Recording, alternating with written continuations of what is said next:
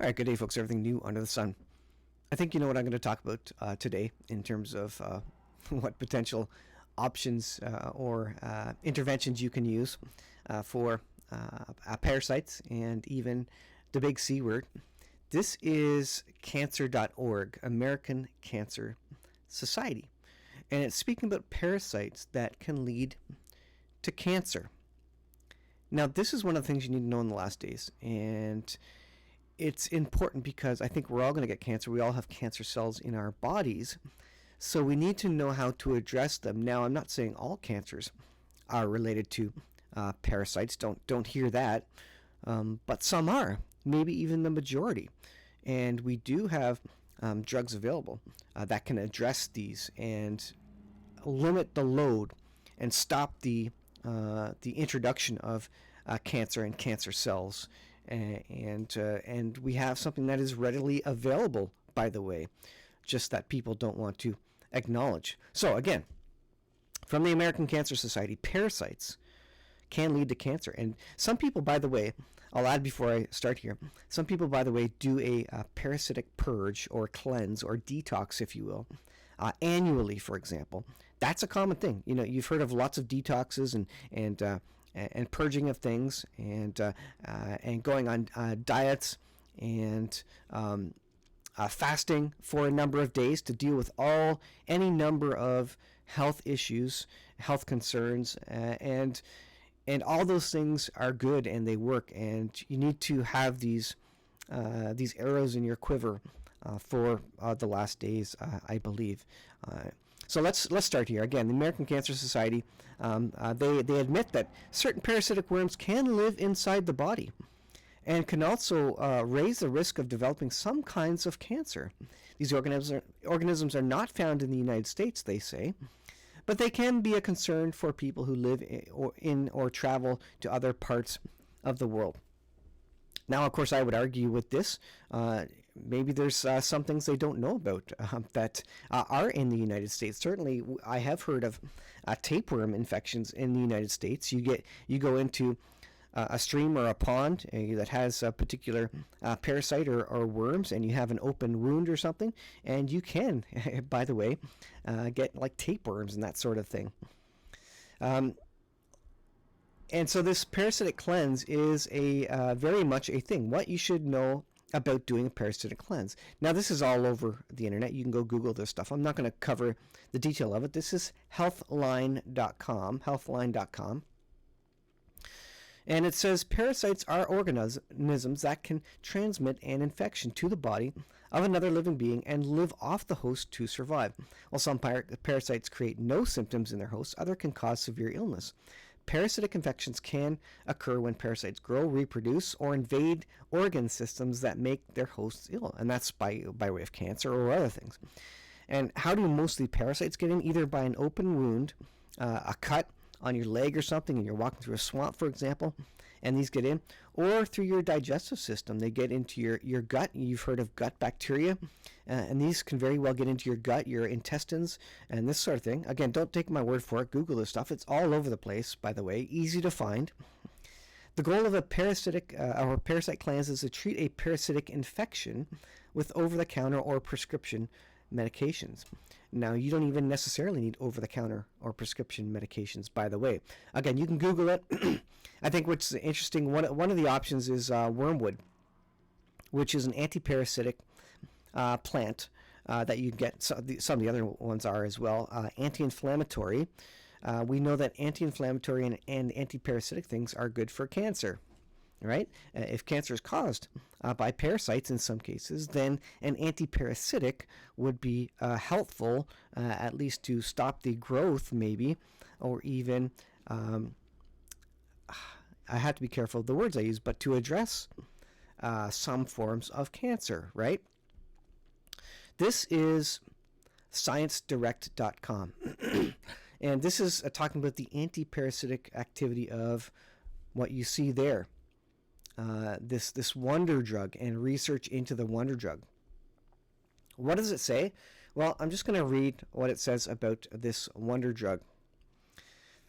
Parasitic diseases still pose a serious threat to human and animal health, particularly for millions of people and their livelihoods in low-income countries. By the way, as it relates to the coming of the Lord and the last days that we are in, I think we're all going to be very poor. We're all going to be low income. Therefore, research into the development of effective anti-parasitic drugs remains a priority. Iver here, a 16-membered macrocyclic lactone, exhibits a broad spectrum of anti-parasitic activities, which combined with its low toxicity, remember this is ScienceDirect.com, this is the science, this is a low toxicity, a very safe option or tool, has allowed the drug to be widely used in the treatment of parasitic diseases affecting humans and animals.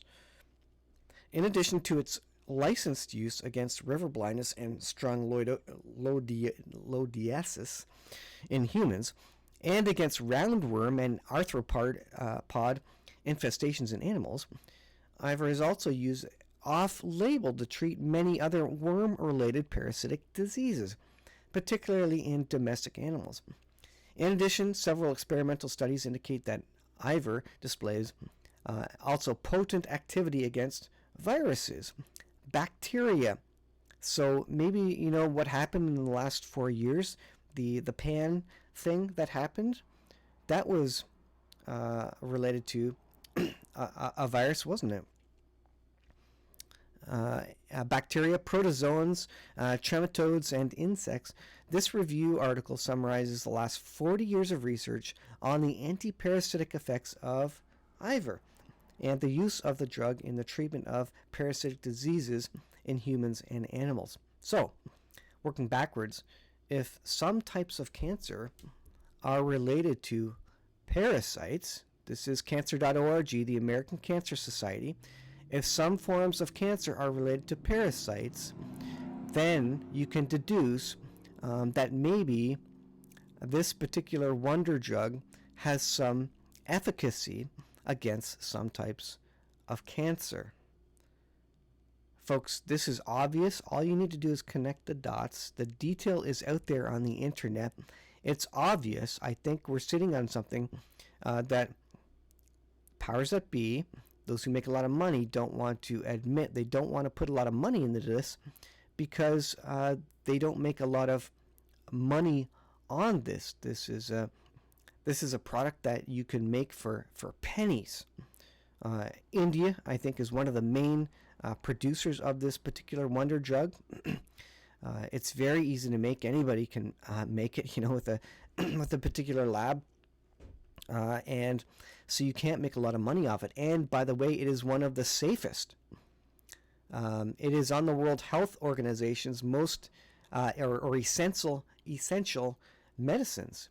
And there's only a few drugs that can claim the title as a wonder drug, alongside penicillin and aspirin, two drugs that probably had the greatest medicative impact on human health and well-being. Ivermectin is also a worthy contender. Some even many suggest actually, that the wonder drug is actually safer than aspirin, in fact. So if it's even safer than aspirin, you can trust it. Now, getting a good source of it, that's maybe a question.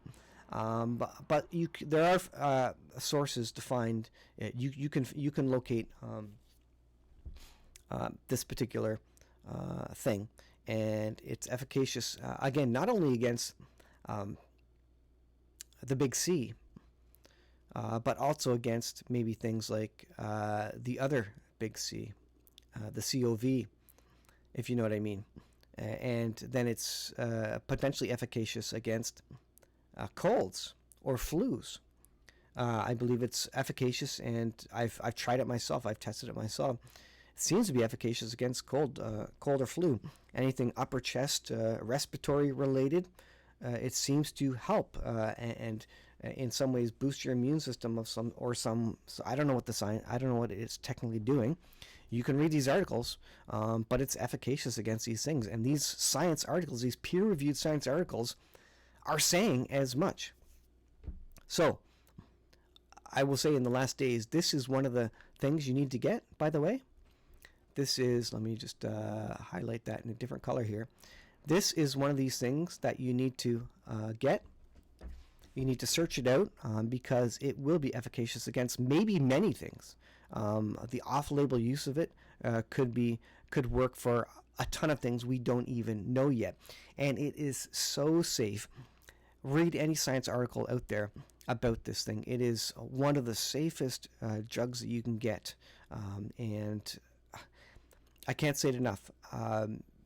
If you've ever watched Left Behind, I feel like this is kind of the red wine of the Left Behind, where there was some global sickness that was going around, and it was the Christians who figured out that it was the red wine that healed them effectively. Well, this is the red wine, I think, of the last days, and there is copious amounts of evidence to that end. Don't believe what I'm saying.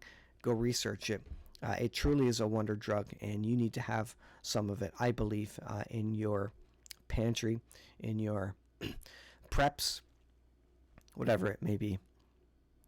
I'll leave it there, guys. I'm giving you the information. I hope you go out and make use of this information. Thanks for watching. We'll see you in the next video.